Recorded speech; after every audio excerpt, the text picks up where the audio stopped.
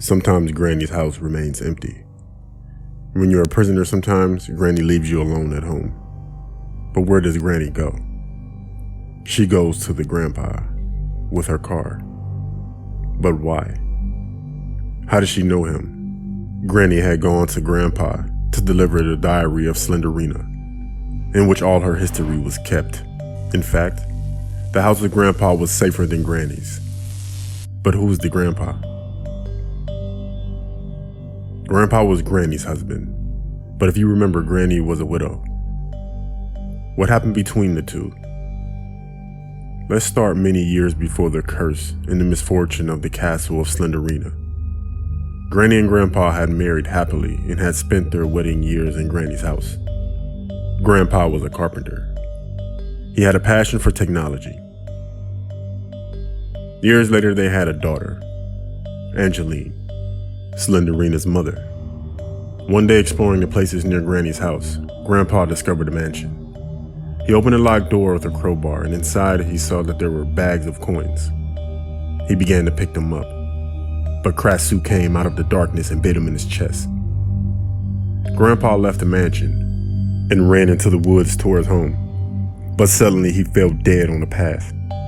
Granny, seeing that Grandpa was not coming back, went to look for him and found him dead.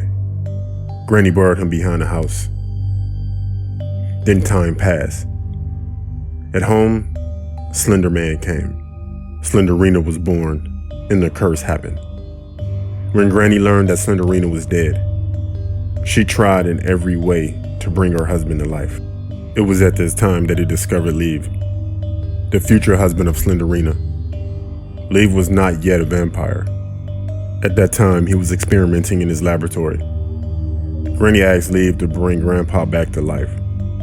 He accepted, and after recovering Grandpa's body, the experiment began. He poured a potion into Grandpa's mouth, and then ordered Granny to bury the body and wait a few days. Then he left. One day, Granny, she went out into the garden and saw that Grandpa had come out of the ground, then found him behind. He was changed. He didn't speak. He could see, but it wasn't that good, and he was deaf. Granny noticed that Grandpa had not lost his abilities, but it was strange. He didn't answer and he didn't reason, and Granny was afraid. He was just different. After a while, Granny decided to take him to an old house near the river. This house was a nursing home. It was kind of a madhouse, but then Grandpa began to kill all the nurses with a crowbar. One night, with the boat that he had built, Grandpa retraced the sewers to the river and found Lev's house. Grandpa entered the open house, but he wasn't there. Lev was gone. He had already been transformed into a vampire. Grandpa stole Lev's potions and returned home. Coming down from the boat, a potion fell into the water where a small octopus lived, and you know.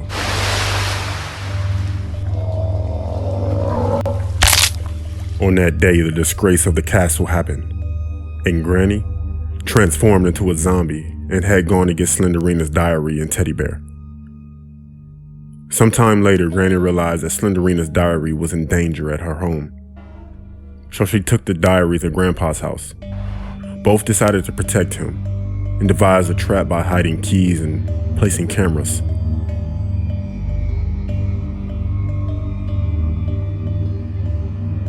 Now there are two in this house. If you want to enter, you have no chance. They have two ways to kill you. One, they feed you to a giant octopus. And two, they block you in an Iron Maiden.